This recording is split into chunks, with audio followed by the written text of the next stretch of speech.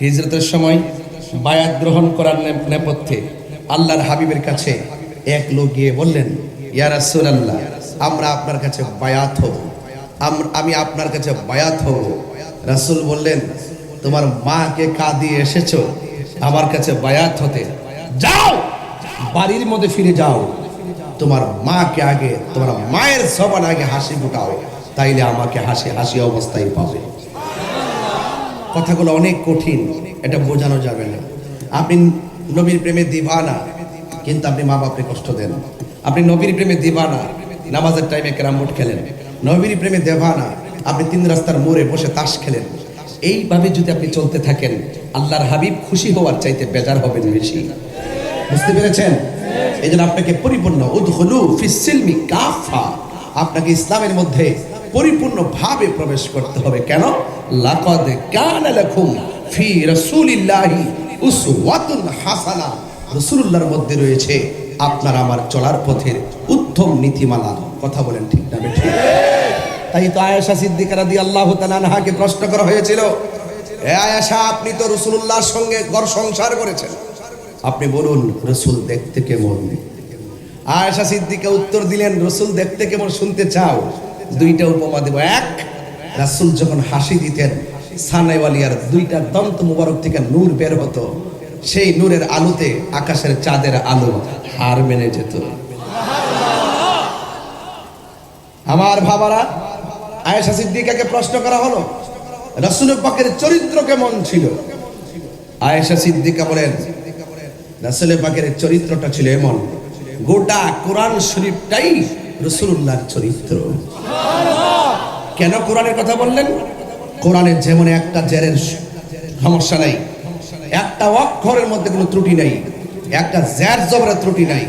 কোরআনের যেমন করে নিরঙ্কুশ, কোনো সন্দেহ নাই, ঠিক আমার রাসূলুল্লাহর চরিত্রের মধ্যে এমন সন্দেহ নাই। বুঝতে পেরেছেন? এই জন্য আমরা সেই নবীর উম্মত হয়েছি। সেই নবীকে পেতে গেলে নীতিমালা আছে। মা আতাকুমুর রাসূলু ফাখুযুহু ওয়া মা নাহাকুম আনহু ফান্তাহু। রাসূল করিম আল্লাহ পাক কোরআনের মধ্যে বলেছেন, আমার বন্ধু, আমি আল্লাহর পক্ষ থেকে যা কিছু তোমাদের জন্য কল্যাণ করে নিয়ে এসেছেন তা তোমরা গ্রহণ করো, আর যা থেকে নিষেধ করেছেন তা থেকে তোমরা দূরে থাকো। এই যুবক, আপনাকে বলছি, আসুন বলুন, সিদ্ধান্ত আপনি দিবেন, আমি শুনবো, আমিও গ্রহণ করব। বলুন, রাসূল কি নামাজের পক্ষে না বিপক্ষে? এদিকে আওয়াজ কম হয়েছে। যুবক, আজকে কিন্তু আমাকে বিষয় দিয়েছে নরম, ওই দিনে বিষয়ে পেয়েছি গরম। তো নরমে গরমে ইসলাম।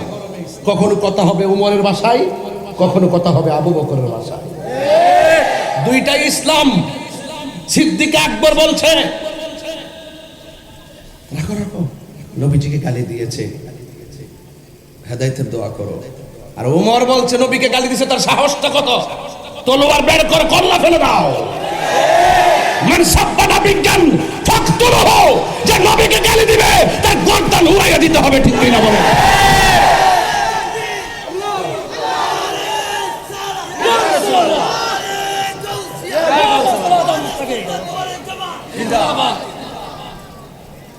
আল্লাহু আকবার বলেন।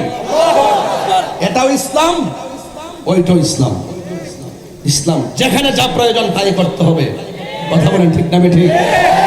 এই জন্য আমাদেরকে লাল চোখ দেখে কোনো লাভ নাই। বুঝতে পেরেছেন? যুব সমাজ, তোমরা যদি অ্যালার্ট থাকো, 24 ঘন্টার ভিতরে মাদক নামক থাবাকে 24 গজ মাটির নিচে ঢুকাইয়া দেওয়া সম্ভব।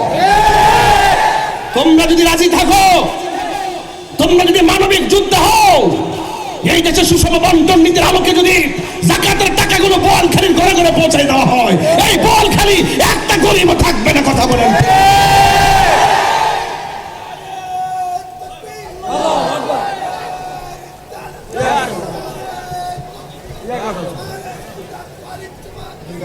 বাবারা রাখুন, আমার কথা কি আপনারা রাগ করতেছেন বোধহয়?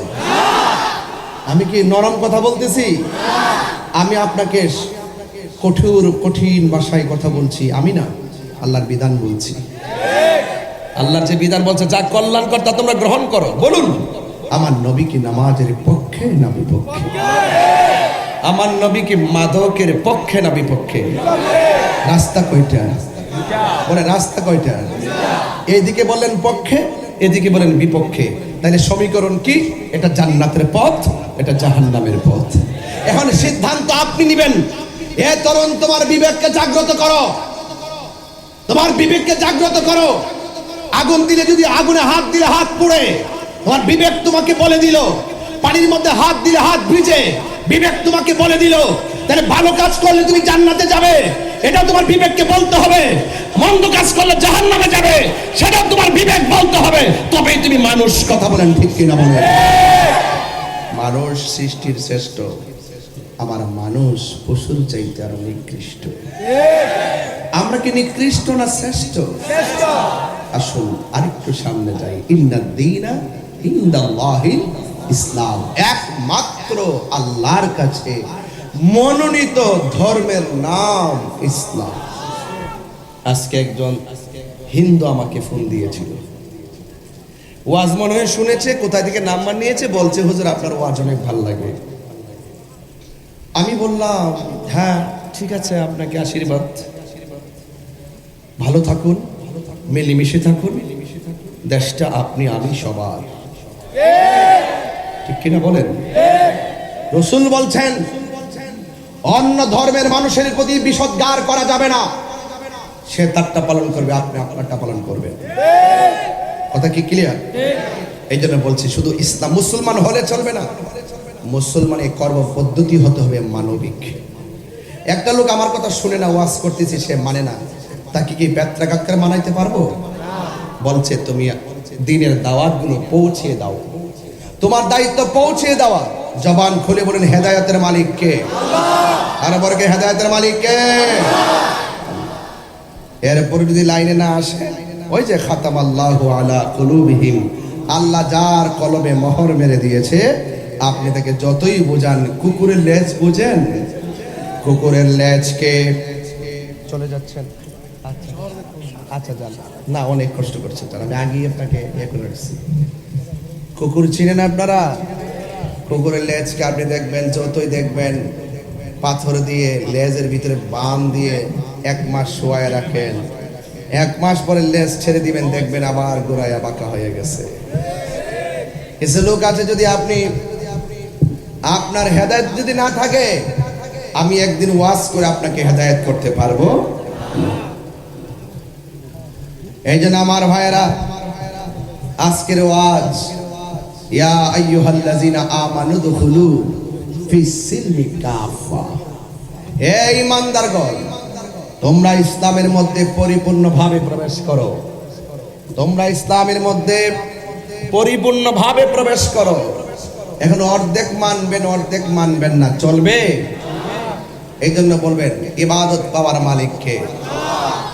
আল্লাহ রাব্বুল আলামিন বলেন ওয়াকাদা রাব্বুকা আল্লা তা'বুদু ইল্লা ইয়্যাহু ওয়া বিল ওয়ালিদাইনি ইহসানা।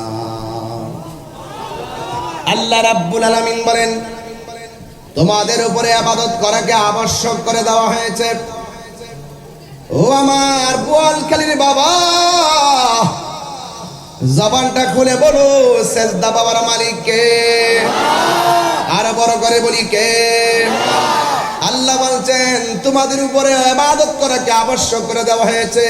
আল্লাহ তা'বুদু, তোমরা ইবাদত করবে না, ইল্লা ইয়াহু, একমাত্র আল্লাহ ছাড়া। কথা কোন ঠিক কিনা? সেজদা পাওয়ার মালিক কে?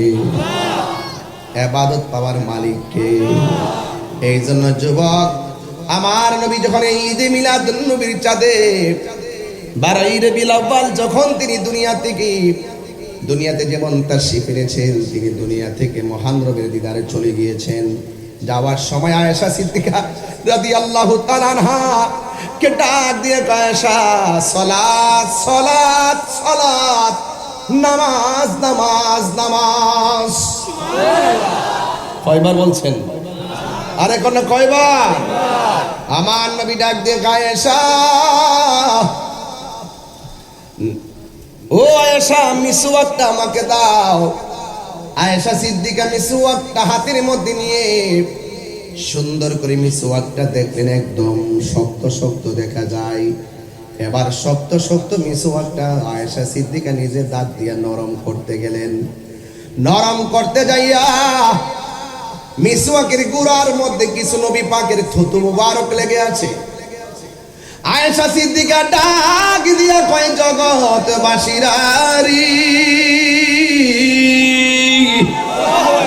ও জগৎবাসীরা, আল্লাহর হাবিবের মিসওয়াক মুবারকটা যখন আমি শক্ত দেখছি, আমি যখন মিসওয়াকটা আমার দাঁত দিয়ে নরম করতে গেলাম, তাকাইয়া দেখি মিসওয়াকের গুড়ার মধ্যে নবীর থুতু মুবারক লেগে আছে। আমি আয়েশার মুখের মধ্যে, আমি আয়েশার জিহ্বার মধ্যে কত স্বাদের খাবার লাগাইছি, আমার নবীর থুতু মুবারকের মতো এত স্বাদ লাগে না।